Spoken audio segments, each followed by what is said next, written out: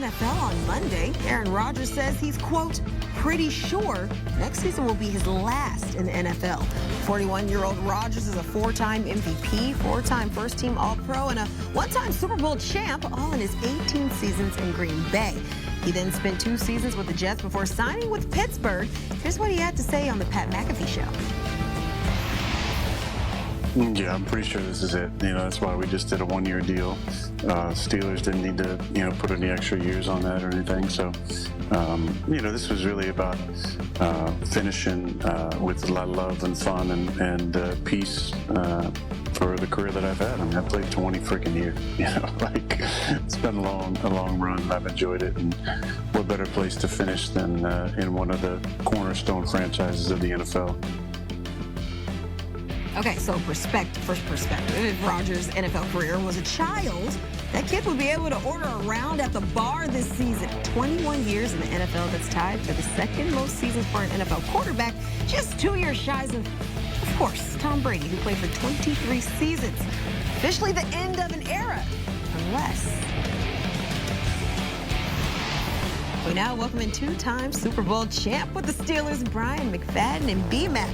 Rodgers has yet to take a single snap in Pittsburgh, but he makes this bold statement in June. Give me your reaction to this proclamation of his. You know what? I'm happy Aaron Rodgers made it known that this potentially will be his final season in the National Football League, because we get an opportunity to embrace every game, every final moment that he steps on the football field. We get an opportunity to embrace it, because if you're a fan of Aaron Rodgers or if you rooted against him, you have to respect the overall body of work he's been able to create, the consistency, the elite level.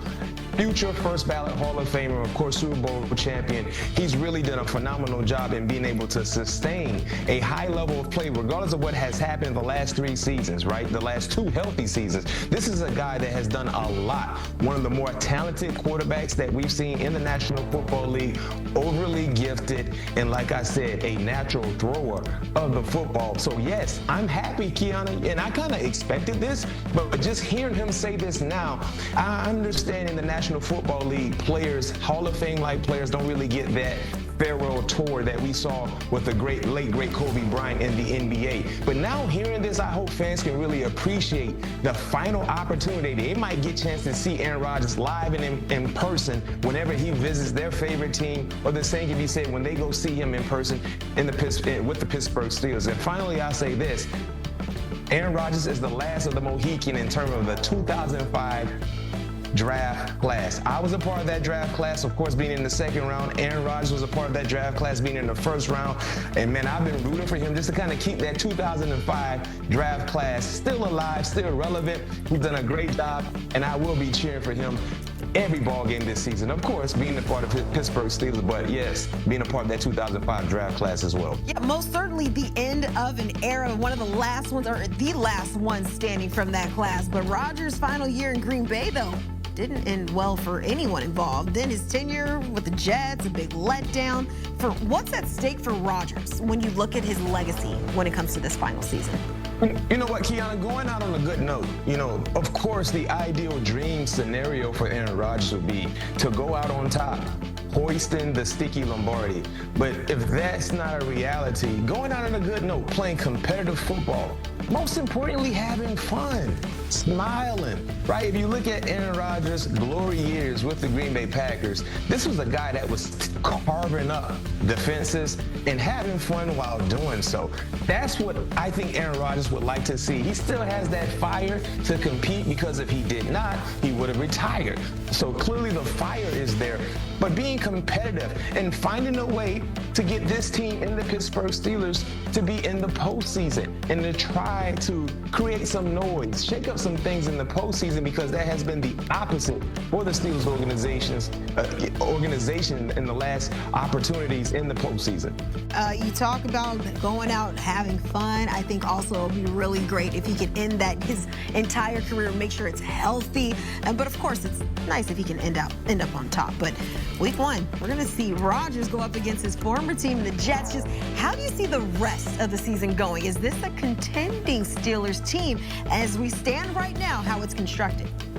Well, year in and year out, regardless if you have Aaron Rodgers or not, they're going to be a contender. You know, Mike Tomlin has shown the ability to be a contending team with whomever at the quarterback position. But I think basically knowing Aaron Rodgers is the quarterback and seeing some of the additions they've made, potentially could try to add more pieces to the puzzle before week 1. I see a 9 to 10 win scenario for the Pittsburgh Steelers. Of course, Mike Tomlin has yet to have a below 500 season throughout his professional career there in Pittsburgh. I think he continues that high trend this season.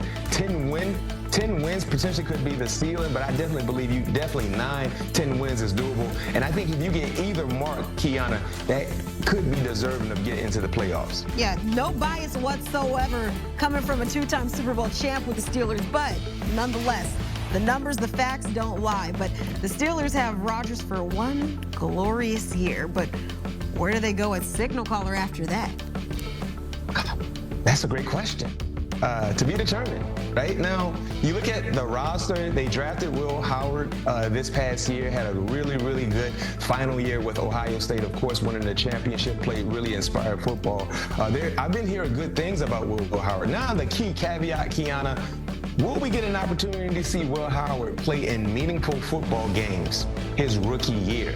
Right? Because that could be a telling sign on what he could do in terms of trying to take the keys to the car at the QB1 position moving forward after Aaron Rodgers, retires. But we have to wait and see. But so far throughout the offseason regimen, he's been living up to the billing. Hopefully we continue to see that same spark throughout training camp as he participates in the preseason games as well. So right now, understanding and knowing they have a slew of picks for the 2026 draft that will be happening in Pittsburgh. So when you have a lot of draft capital, clearly things can happen in terms of trading up to get that ideal quarterback. But as we see the roster today, it's safe to say Will Howard looks to be the ideal candidate to be the future quarterback after 2025. Okay, well, I'm going to say that is the 2026 Pittsburgh Steelers problem, because right now they're focused on winning, and that's with their soon-to-be-retired Hall of Fame quarterback, Aaron Rodgers. Brian McFadden, as always, bring the heat. We appreciate you.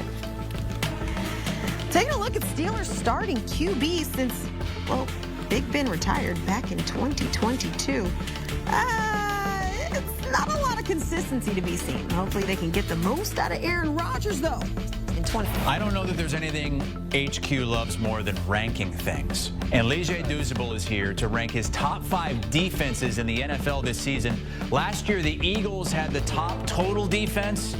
They are not in your top 5. They're not. They just missed it. There's a lot of turnover and change happening there. Now, Howie Roseman, the GM, does a masterful job of giving young players a redshirt year, but we don't know what those redshirt players are going to or how they're going to play, right? Jahad Campbell is the first-round pick dealing with an injury. How is he going to play next to Zach Bond? Nakobe Dean coming off a major injury. There's rumors that Cooper DeJean could move from the slot corner to safety. We don't know what that looks like. So too many question marks. Again, the Eagles were just outside of my top 5. So who is at number 5 to start our countdown of the top defenses in the NFL? Number 5, the Seattle Seahawks. And people are going to look at me and say, what? The Seattle Seahawks?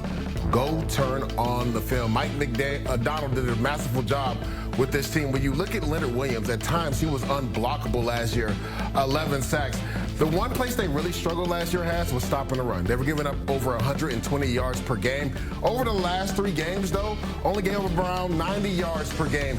And they went and rectified it in the offseason. They got Tank DeMarcus Lawrence to come in from Dallas, the best run-stopping defensive end in all of football. Nick Emanroy falls to them in the second round. What it's going to allow them to do is put him in the box. He's going to be able to help with that run game and allow Julian Love to be that general on the back end and go back and forth. Devin Witherspoon also with Tariq Woolen make one of the best tandems at corner. And I love the flexibility and versatility of a guy like Devin Witherspoon who can play in the slot and play outside. Do not get it twisted, Has. This team will be ran by its defense, and it will be a top 5 defense. All right, well, this kind of makes sense.